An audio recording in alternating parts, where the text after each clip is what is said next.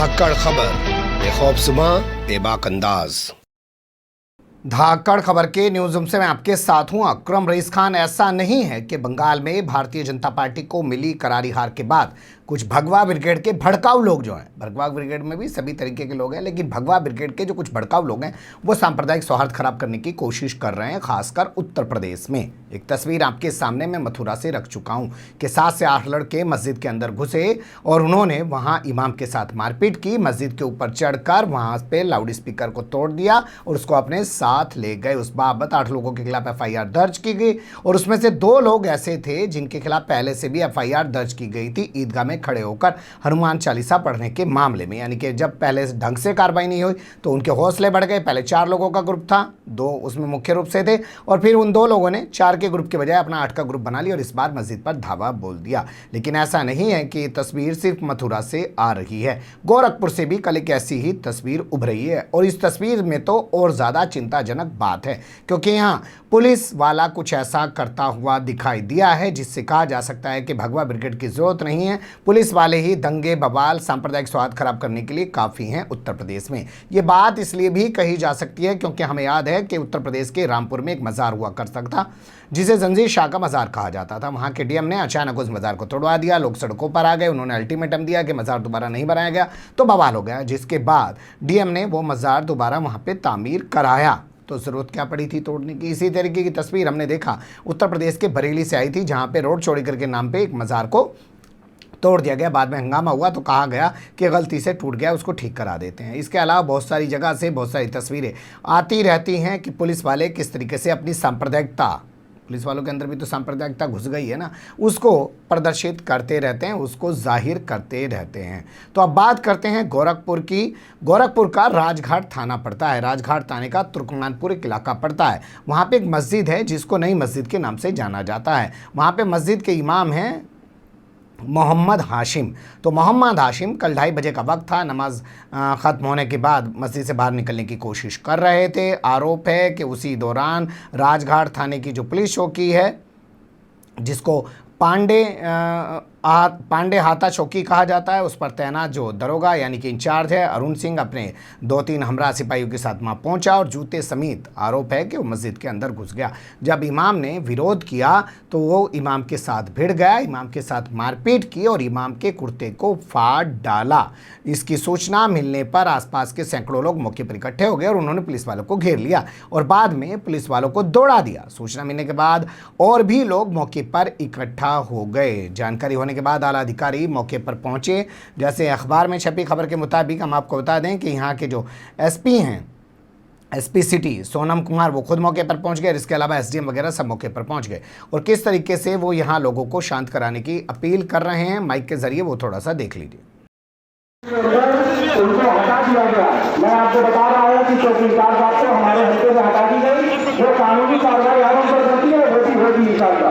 तो आपसे गुजारिश है कि आप तमाम अपने अपने घर को जाएं, वहाँ भीड़ लगा करके कोई ऐसी इंसान ना पेश करें जिससे हमें बदनामी हो। आपसे गुजारिश है कि आप तमाम अपने अपने घरों को चले जाएं।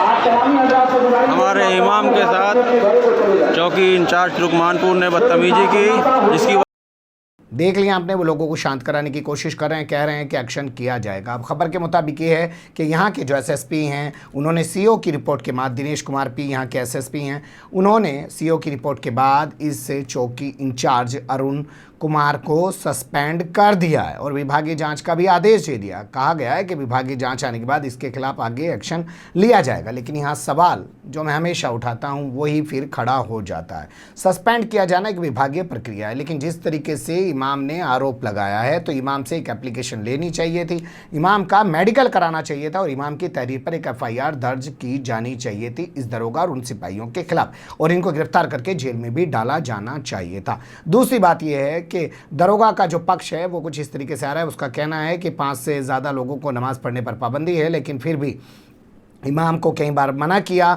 और उसने भीड़ जुटाना बंद नहीं किया। उसी के चलते वो वहाँ उन्हें समझाने के लिए गए थे और उसी दौरान उनकी जो है ये वारदात हो गई। लेकिन बड़ा सवाल ये है कि अगर भीड़ जुटाई जा रही थी तो सीधी FIR दर्ज कर देता चौकी इंचार्ज। फ़ोटो खींच के बाहर से ही मस्जिद में घुसने की, इमाम के साथ बदसलूकी करने की या मुँह भाषा करने की भी उसको क्या ज़रूरत थी, क्योंकि वो तो अपना काम कर सकता था। भाई मस्जिद है, कोई जंगल में तो है नहीं कि दिखती नहीं है किसी को, या अदृश्य तो है नहीं। फ़ोटो खींच लेता भीड़ के, और भीड़ के फ़ोटो खींच के इमाम का भी नाम जानता ही होगा, अगल बगल वालों से पूछ लेता, या अगर नहीं जानता होगा तो भी जानकारी में उसकी आ जाता, तो FIR दर्ज कर देता। इस तरीके से मस्जिद में घुस के इस तरीके से इमाम के साथ बदसलूकी करना ये दिखाता है कि पुलिस वाले कहीं ना कहीं लोगों को उकसाने की कोशिश कर रहे हैं। अब इस बारे में अखबार के अंदर इमाम मोहम्मद हाशिम का बयान छपा है। उनका कहना है गोरखपुर जो है उत्तर प्रदेश के CM आदित्यनाथ योगी का गढ़ है। आप जानते हैं वो यहीं से 5 बार सांसद हुए हैं, वर्तमान समय में यहीं के जो गोरखधाम है वहाँ के मठाधीश हैं, और वहीं से एक तरीके की सल्तनत आज के टाइम में उत्तर प्रदेश की चल रही है। असल में तो राजधानी लखनऊ नाम मात्र के लिए रह गई है। तो उनका कहना इमाम का कि ये आदित्यनाथ योगी का गढ़ है, पुलिस वाले जानबूझकर यहाँ पर माहौल ख़राब करके सांप्रदायिक सौहार्द को बिगाड़ना चाहते हैं, और ये सब आदित्यनाथ योगी की छवि को बर्बाद करने के लिए किया जा रहा है।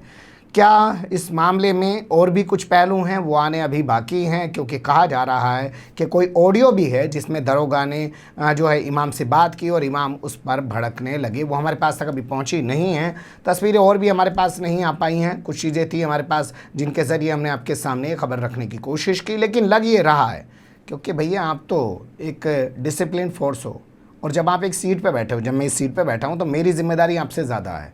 मैं हमेशा, जब मैं आपको बताता हूँ कि कई अखबारों में काम कर चुका हूँ, कोई प्रेस कॉन्फ्रेंस होती थी किसी मामले को लेकर, जब मैं सवाल करना शुरू करता था तो बहुत से ऑफिसर कहते थे अकरम उधर बैठ के सवाल करना बहुत आसान है, जिस दिन इधर सीट पे बैठोगे उस दिन सवालों का जवाब नहीं दे पाओगे। तो सीट पर बैठकर जिम्मेदारी होती है, सीट के उधर बैठ के बातें करना आसान होता है, लेकिन यही सवाल बड़ा हो जाता है कि चौकी इंचार्ज जो एक सीट पे बैठा हुआ है उसको जिम्मेदारी से काम लेना चाहिए था। क्या उसकी इतनी भी पकड़ नहीं थी कि वहाँ समाज के 4 लोगों को बुला लेता? वो कहता मस्जिद के अंदर ये हो रहा, वो अपनी दबंगई दिखाने, गुंडई दिखाने जिस तरीके से मस्जिद के अंदर घुसा है, तो उससे उसके इरादे साफ दिखाई दे रहे हैं कि वो करना असल में क्या चाहता था।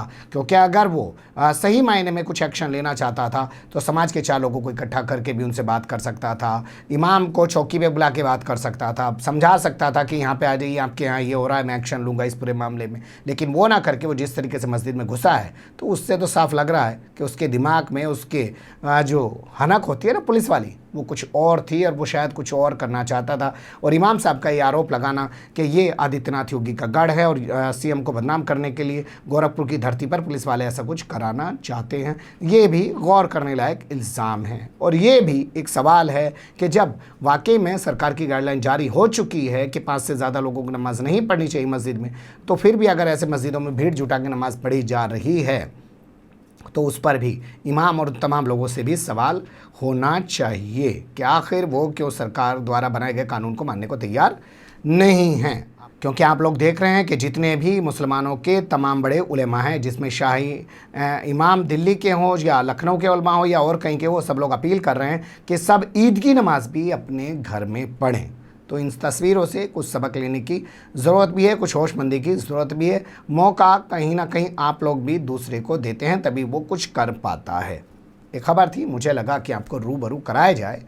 बने रहेगा धाकड़ खबर के साथ। फिलहाल कमेंट्स के रूप में आप लोग अपनी राय दे सकते हैं, खबर को लाइक कर सकते हैं, चैनल को सब्सक्राइब कर सकते हैं और ज़्यादा से ज़्यादा हमारी खबरों को शेयर कर सकते हैं।